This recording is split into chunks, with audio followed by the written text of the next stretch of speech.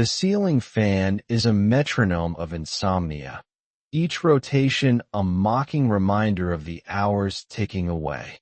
3:17.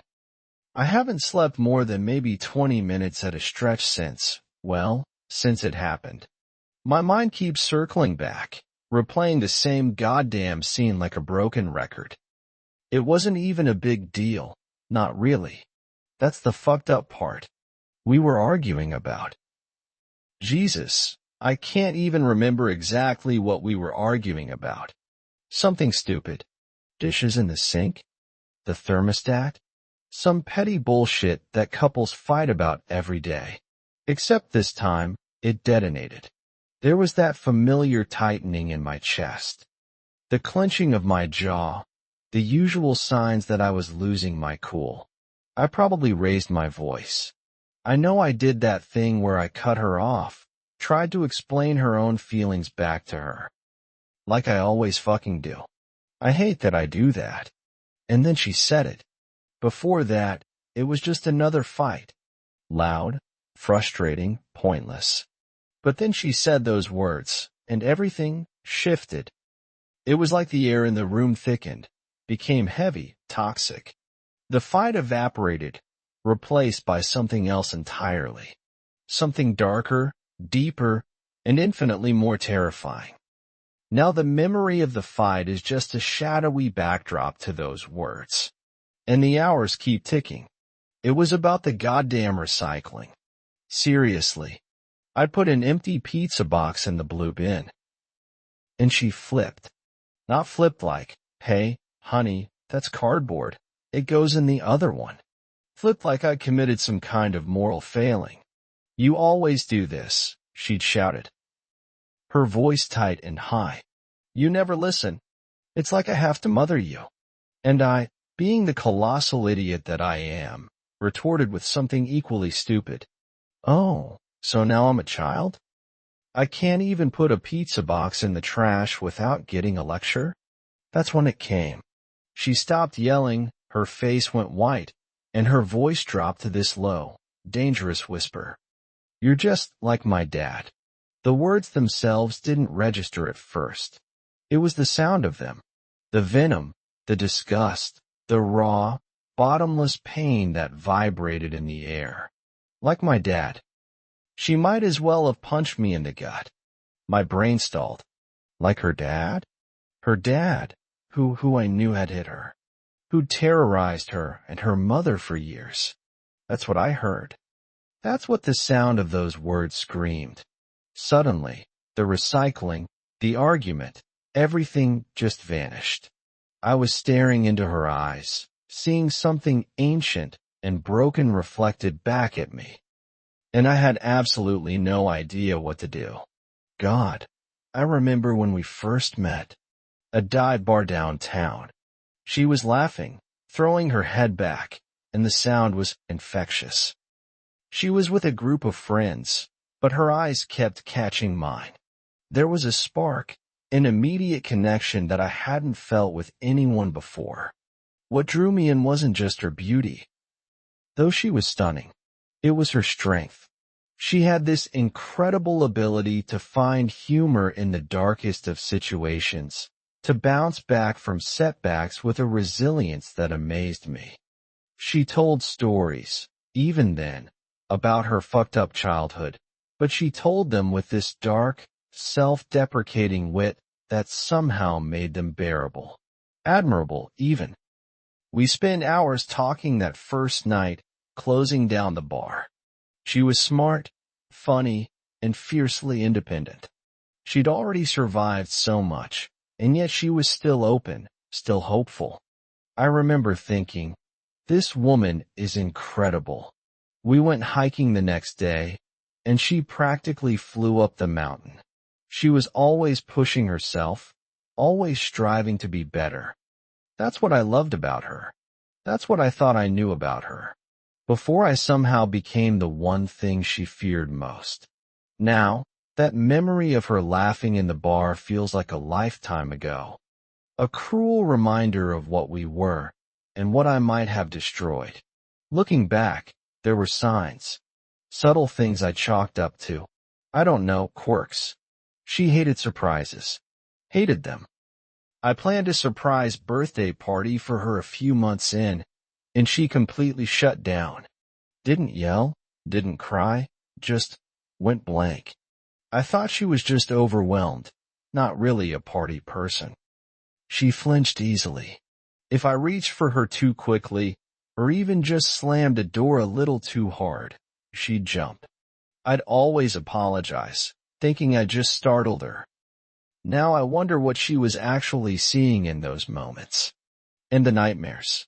God, the nightmares. She wouldn't talk about them, just wake up in a cold sweat, her heart racing. I'd hold her. Tell her it was just a dream, try to soothe her. But I never really pressed her to tell me what they were about. I was afraid of what I might find out. I thought I was being considerate, giving her space. Now I see I was just being a coward. I didn't want to confront the reality of her pain, because it would have meant confronting my own inadequacy in the face of it. So I ignored the warning signs, these little cracks in her armor, and convinced myself everything was fine. Now those cracks have turned into gaping wounds, and I'm the one who opened them wider. It became a pattern, this careful dance around certain topics. Politics? Forget it. Anything remotely related to family dynamics? Off limits. Even seemingly innocuous things. Like movies with conflict or tense scenes, I'd steer clear of. I told myself I was being sensitive, protecting her from unnecessary stress. I was building a safe space for her. A haven from the shit she'd already been through. But really, I was just afraid. Afraid of saying the wrong thing, of triggering some hidden trauma. Of opening a Pandora's box I wouldn't know how to close. It was easier to just avoid the difficult conversations altogether, to pretend that everything was okay. That her past didn't still haunt her every waking moment. I justified it by telling myself that she was strong, that she'd dealt with her demons. That bringing them up would only re-traumatize her.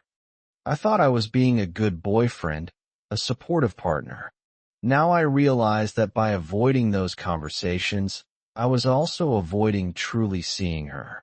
I was keeping her at arm's length, afraid of the messiness of her pain. And in doing so, I created a distance that allowed me to become him. The very thing I swore I'd never be. The irony is a bitter pill I can't seem to swallow. So, the recycling. It sounds so stupid, even now. A goddamn pizza box. But it was more than that, wasn't it? It was the culmination of weeks, maybe months, of unspoken resentments. Of carefully suppressed emotions bubbling to the surface. She'd been stressed at work, I knew that. Long hours, demanding boss. I hadn't been pulling my weight around the house, I admit it. Working late myself, coming home exhausted, expecting her to pick up the slack. The pizza box was just the tipping point. It started with the raised voices, the accusations. You never listen. She'd said. You don't care. And I, in my infinite wisdom, tried to reason with her. To explain to her why she was wrong, why her feelings were irrational. The condescension dripped from my every word, even as I thought I was being logical. That's when her voice changed. It wasn't just anger anymore. It was something else. Something colder, harder, more brittle. She stopped shouting, her body tensed, and she looked at me with this hate that I'd never seen before.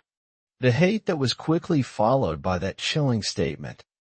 Before those words, it was just a fight. After, it was a whole new level of hell. It wasn't an immediate understanding. It was more like a slow, creeping dread. Like watching a horror movie where you know what's coming, but you're powerless to stop it. The gears in my brain started turning, connecting the dots. Her dad, he was a master of control, of belittling, of making her mother feel small and insignificant. He'd use logic as a weapon, twisting words, gaslighting, always making himself the victim. And hadn't I just done that? Tried to logic her out of her feelings? Made her feel like she was overreacting? The memories flooded back. The times I'd interrupted her, mansplained things she already knew. The way I'd dismissed her anxieties as irrational. The subtle power dynamics I'd unconsciously established in our relationship.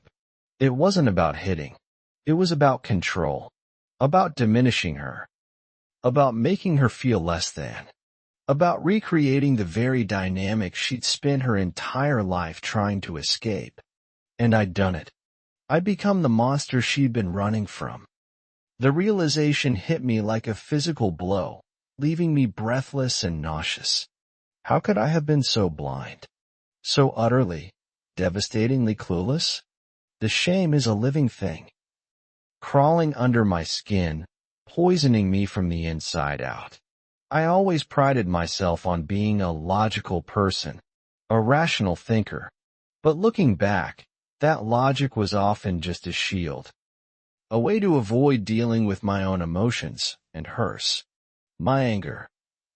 I always told myself it was righteous indignation, a justified response to injustice. But maybe it was just a way to exert control. To dominate the conversation, to shut her down. And my defensiveness? God, I'm so defensive. Any criticism, no matter how gentle, feels like a personal attack. I immediately go on the offensive, trying to justify my actions to prove that I'm right. But that's exactly what her dad did. He could never admit he was wrong, never apologize. My communication style. I thought I was being clear, concise, efficient, but maybe I was just being dismissive, invalidating her feelings, making her feel like she wasn't being heard. These are things I never saw before. Blind spots. Huge gaping holes in my self-awareness. I thought I was a good guy, a decent human being. But I was so focused on being right that I completely lost sight of being kind. And in the process, I became the very thing I swore I'd never be. A man who inflicts pain on the woman he loves. That's the hardest thing to accept. That this wasn't some external force, some outside influence. It was me. It was always me. And then, I just froze. I stood there, dumbfounded, like a deer caught in headlights. The fight, the anger, everything just drained away, leaving me empty and terrified. I didn't know what to say. How could I? What words could possibly undo the damage I just inflicted? Should I apologize? Deny it? Try to explain myself? All of those options felt inadequate, hollow, utterly, completely wrong. I should have held her. I should have told her I was sorry. I should have acknowledged her pain, validated her feelings, reassured her that I would never intentionally hurt her. But I didn't. I just stood there, silent, paralyzed by my own guilt and shame. I saw the hurt in her eyes, the flicker of fear, the confirmation that I was, in fact, exactly what she feared. And I did nothing. That's what haunts me the most. Not just the realization of what I'd done, but the utter helplessness I felt in that moment.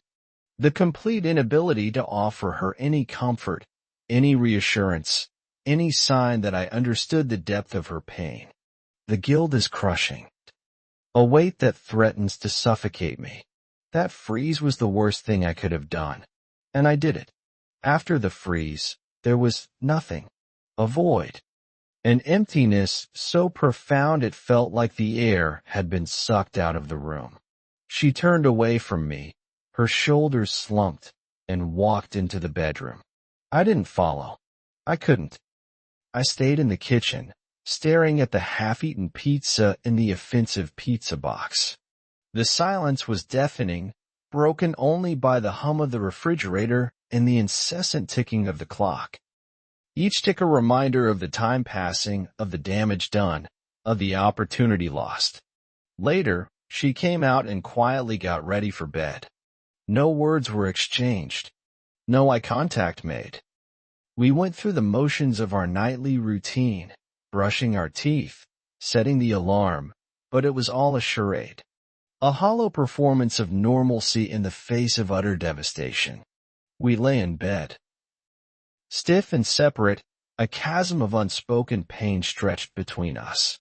I could feel her tension, her guardedness, her palpable withdrawal. I wanted to reach out, to touch her, to say something, anything. To break the silence. But I was afraid. Afraid of what she would say, afraid of what she would do, afraid of confirming my worst fears. So I lay there, paralyzed by my own cowardice, and let the silence consume us. That night, our bed felt colder than I ever thought possible. Now, lying here in the dark, the full extent of the damage is starting to sink in. It's not just about a fight, or even about hurting her feelings. It's about something much deeper, much more fundamental. It's about trust. I've broken her trust. The trust she placed in me to be different, to be better, to be the safe harbor she'd never had. The trust she placed in me to see her, to hear her, to validate her experiences, not to invalidate them. The trust she placed in me not to become her abuser. That trust is shattered now, fragmented into a million tiny pieces that I don't know how to put back together. And I don't know if she'll ever be able to trust me again. That's the most terrifying thought of all. Can our relationship survive this? Can she ever look at me without seeing her father? Can she ever feel safe with me again? These are questions that are swirling around in my head, keeping me awake, fueling my anxiety and my despair. I know I have a lot of work to do. A lot of self-reflection, a lot of changing, a lot of apologizing. But is it enough? Is it too late? Have I irrevocably damaged the one thing that mattered most to me? The thought is unbearable. I can't make excuses. I can't blame her past. I can't blame my own insecurities. This is on me. I did this. I chose to be defensive instead of empathetic. I chose to be right instead of kind. I chose to shut down instead of opening up.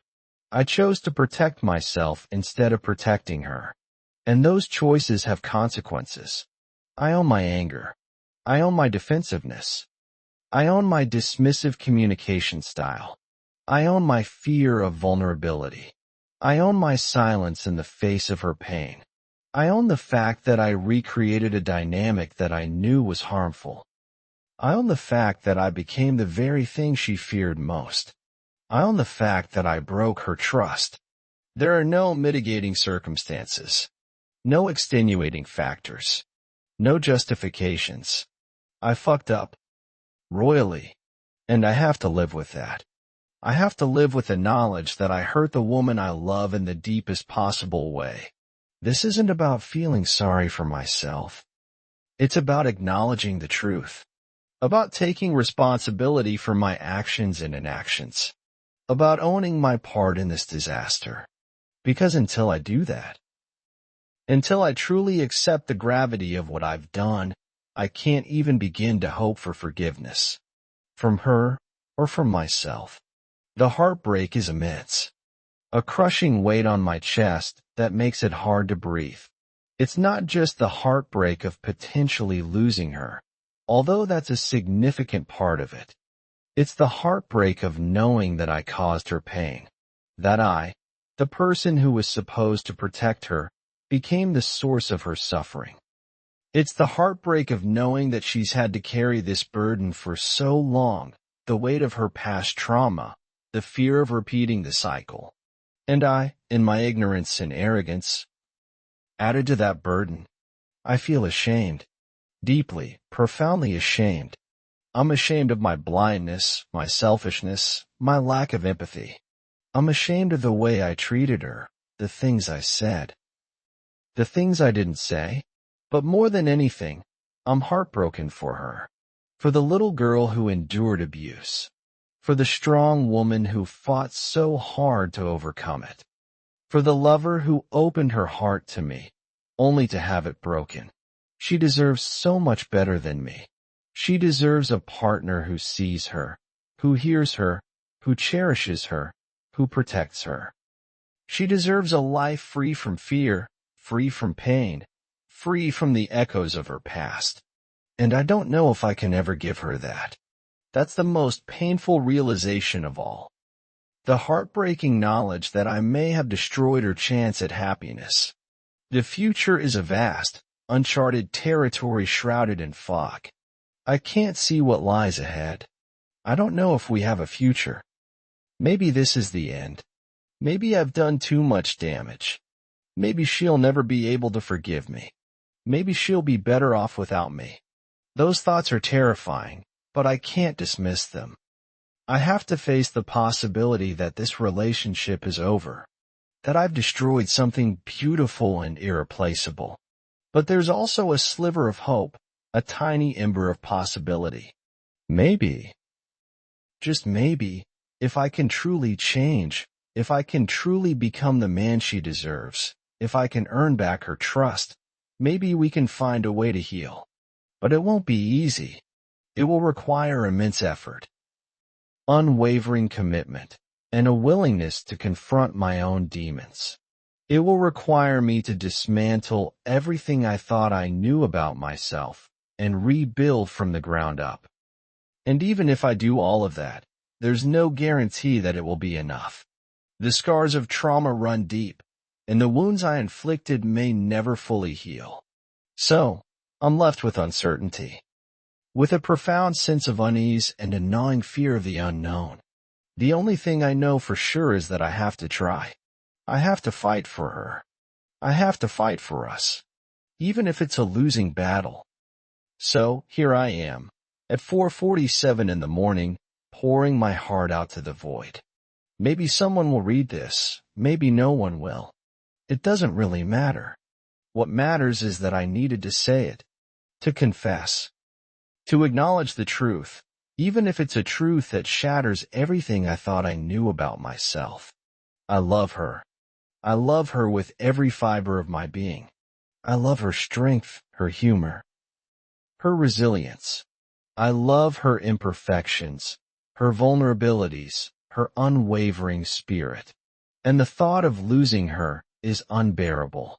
I don't know how to fix this. I don't know if I can fix this. But I'm going to try. I'm going to try to become a better man, a kinder man, a more empathetic man, a man worthy of her love. I don't know if she can ever forgive me. I don't even know if I deserve to be forgiven. But I desperately hope that one day she can find it in her heart to let go of the pain, to let go of the fear, to let go of the past. And maybe, just maybe, we can find a way to move forward, together, or apart. I don't know what the future holds. All I know is that I'm truly sorry, and that I will never stop loving her. Even if it's from afar, even if she can never love me again. Now, I guess I just wait.